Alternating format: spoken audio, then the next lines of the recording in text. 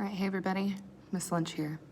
I started this video and got like 10 minutes in, and then not realizing what time it was, somebody started to come in and I had to leave the classroom, so I'm starting this video over, but that's all right. Okay, so where are we? This is chapter 23, part 2, okay? The last thing we were talking about was the Marshall Plan, going on in Europe. So this was the U.S. pledge to contribute billions of dollars to help with food shortages and help rebuild. Okay, reconstruction is also being led by U.S. forces in Japan.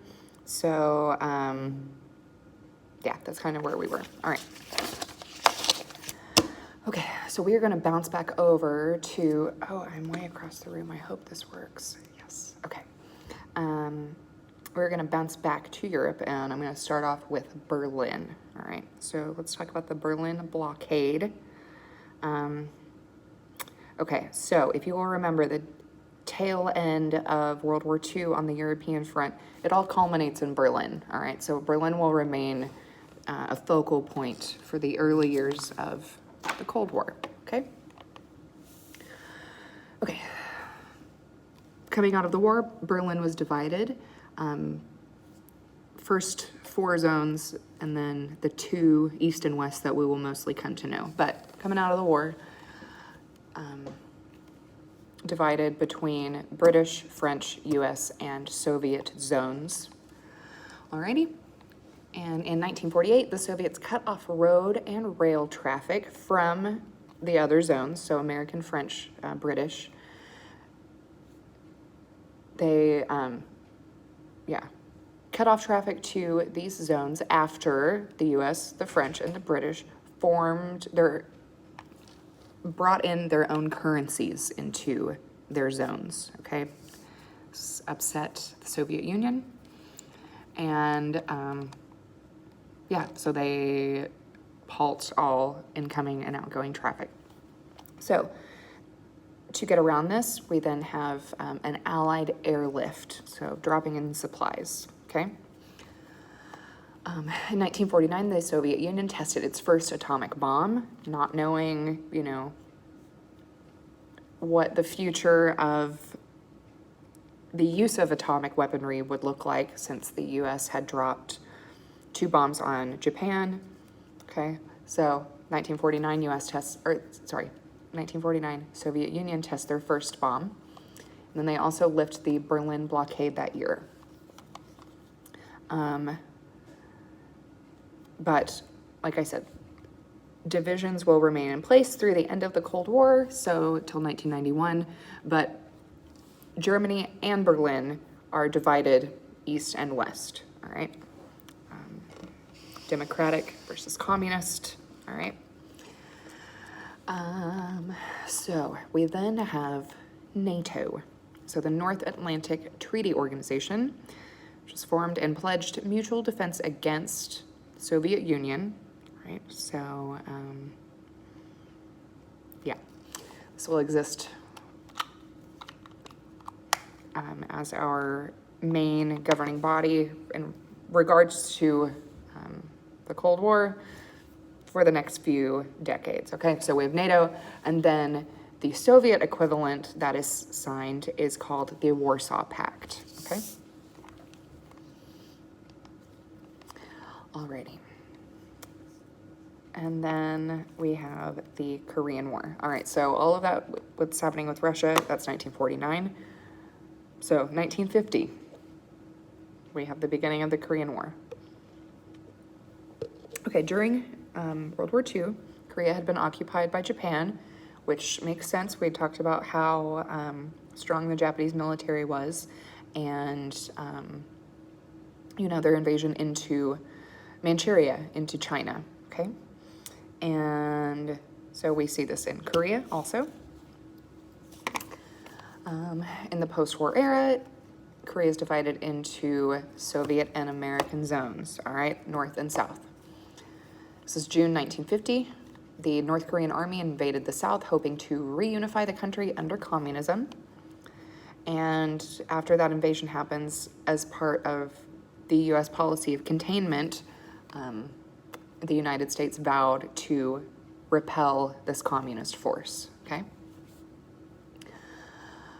So American troops did the bulk of the fighting on the first battlefield of the Cold War, which is this incident, the Korean War. General MacArthur is still in charge of the military in this arena, okay? He was met with Chinese intervention. He wanted a second push of forces there, and Truman refused to support this because he worried, you know, another world war would break out, which makes sense. You know, it was not that wild of a thought. But so Truman is worried about another world war. MacArthur then criticized Truman, and MacArthur was removed from his post. Alrighty, so looking at Korea itself, there's a stalemate at the 38th parallel, which is the boundary of the Koreas, north and south, okay? So yeah, there's a stalemate. There's no formal peace treaty that's signed to end the Korean War. It's just kind of concluded, okay? So that ends in 1953. During that 3-year time period, 33,000 Americans died, American soldiers. 1 million Korean soldiers died, and 2 million civilians. Also hundreds of thousands of Chinese soldiers. Okay, and this, Truman did not want another world war, like I said, but this, specifically the Korean War, showed that the Cold War itself was a global conflict, okay? So it's argued that this, and then getting into the Vietnam War, with all of the other countries that get involved in those conflicts, that it is within itself a world war. But anyway, yeah, so this kind of really solidifies this time as a global conflict, like I said, okay? Alrighty. Okay, coming out of World War II, specifically looking at events that happened in the concentration camps and the genocide of the Holocaust. So 6 million people died just as a result of the Holocaust. Hundreds of thousands of people died in Japan as a result of the dropping of the atomic bombs, and then later on radiation. So all of the stuff that comes out of World War II leads to this international conversation about human rights, okay? This is especially true in the US whenever we get into the civil rights movement. But so human rights becomes this international conversation, okay? Alrighty, so the Cold War affected the emerging concept of human rights. Our division of freedom, like I said, you know, democracies versus communist nations. Okay, so 1948, the UN General Assembly approved the Universal Declaration of Human Rights, which was drafted by Eleanor Roosevelt. This has led to a lot of human rights policies that have come about ever since then, okay? But so this is drafted by Eleanor Roosevelt. And after the Cold War ended, the idea of human rights would play an increasingly prominent role in world affairs, which we will get into later on. But so as I, hit on those things, we will come back to Eleanor Roosevelt, Declaration of Human Rights, and all that. Okay. Okay, where are we at? We are looking at the post-war strike wave. So the fair deal. Truman's first domestic task was to preside over the transition from a wartime economy to a peacetime economy. So at the end of the war, August 1945, 12 million men were enlisted in the armed services. we had talked about, whenever we were talking about the home front and how that affected things stateside, all of the women who took over our war production jobs, we said that that was accepted, that this would be a temporary, these would be temporary positions. So when the war ends, 2 million women lose those jobs, all right? Numerous agencies are abolished. So the wartime economy, while, you know, in itself is problematic because it's during wartime, helped a lot of people coming out of the Great Depression. So when the war ends, these agencies are abolished. Yeah, millions of people lose positions that they had had before. But so our economy, there's a large shift that happens, okay? Okay, so Truman moved to revive the stalled momentum of the New Deal, okay? So like I said, New Deal ends when World War II breaks out. So now that World War II has ended, Truman brings about what he calls his Fair Deal. Okay, the focus was on standard of living, establishing a living minimum wage, national health insurance, public housing, Social Security, and greater educational opportunities. Right, so the AFL and the CIO, which we've talked about before, are labor unions. They launched what was called Operation Dixie, which is a campaign to bring unionization to the South. And in 1946, okay, so this is just 1 year after the war, nearly 5 million workers went on strike. All right, so that shift, like I said, shift from wartime to peacetime economy really affected a lot of people. Okay, so 5 billion people are striking. So it shows that the workforce was not in a good place. Okay. Okay. Now I wish I had that in front of me. I've really gotten into a habit of leaving my book at home, and I feel like I can't break that habit now. So anyway, there is a Republican resurgence that happens in the South during the late 1940s into the 1950s, and you will see on this slideshow that I have a note that says 2 paragraphs on 727 and 728. So whatever that means, sorry. You can choose to ignore that since I have no further information for you off the top of my head. Anyway, okay. I'm guessing it is something about the Republican resurgence. I can check back later whenever I am in front of my book at home. Okay. Okie dokie.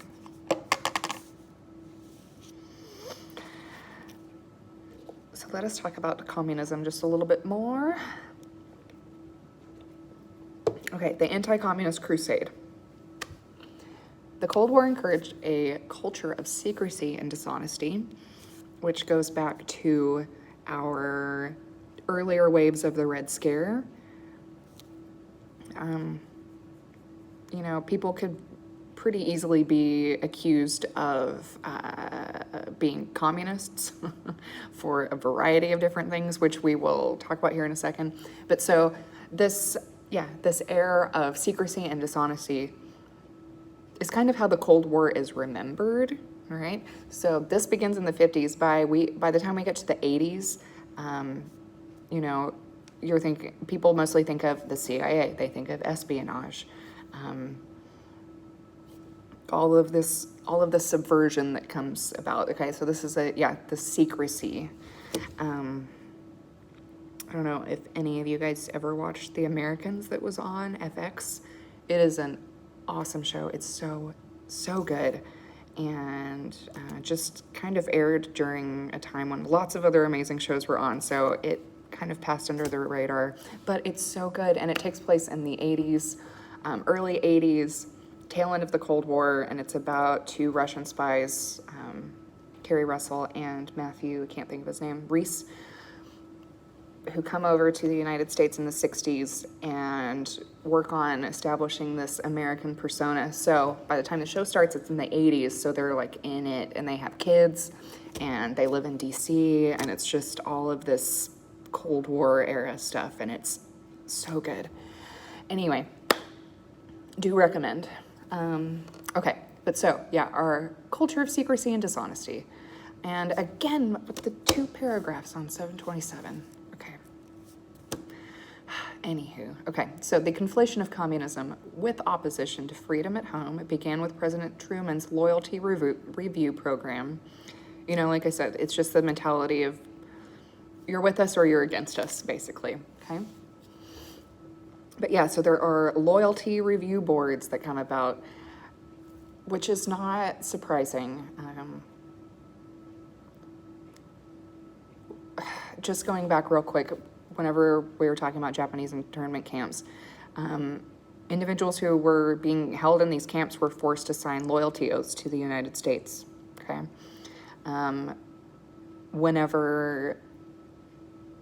Which actually was the tail end of part 1 of this chapter, when I said the Japanese government signs their new constitution that is done in the middle of the Pacific Ocean, amongst naval officers, and again, it was a loyalty oath, basically. It was forced to be signed in front of this audience, and anyway, but so the use of loyalty oaths to prove your support of the United States was not new by any means. Okay. But so, yeah, we have things like our loyalty review program, loyalty review board failed to detect espionage, but the new national security system targeted the leftist sympathizers as well as the LGBTQIA community, which would end up forcing hundreds of people from their jobs, which would, in result, people would lose their jobs, people would lose their homes. This was detrimental to lots and lots of people, okay? So at the same time, the House Un-American Activities Committee was formed, and it began searching for communists in Hollywood, all right? So if you ever hear of the Hollywood 10, that comes about because of this. 10 directors, writers, actors in Hollywood were put on trial and were accused of being communists. So you can look into that. A super awesome podcast series, You Must Remember This, by Karina Longworth, I think is her name. Well, the first thing I listened to by her, she did a deep dive into the Manson murders. I think it was like 13 parts or something like that. Anyway, she then did a series on the Hollywood 10 and, this wave of the Red Scare. And so the 10, she did an episode for each one of them. Anyway, just love to give you guys historical recommendations for stuff. So, anywho, okay, well, that is where this chapter, let me just confirm. Oh, I guess I do have one more slide. Okay. Anyway, this is creating our atmosphere of fear. Let me just say, that just reiterates what I was saying before. But really, with the Hollywood 10, all of this peaks with Senator McCarthy. So this whole point in time is referred to as the McCarthy era. So if you ever hear of McCarthyism, it was referred to as this witch hunt looking for communists. But yeah, okay, so McCarthyism. So Senator Joseph McCarthy announced in 1950 that he had a list of 205 individuals working in the State Department who he could confirm were communists. None of those people were actually communists, okay? So they were never able to identify a single person who was guilty or was acting in any way disloyal. And all of this happened, so like I said, 1950. There are the televised McCarthy hearings in 1954, and this confirms that he did not have the proof that he said that he did. Okay, although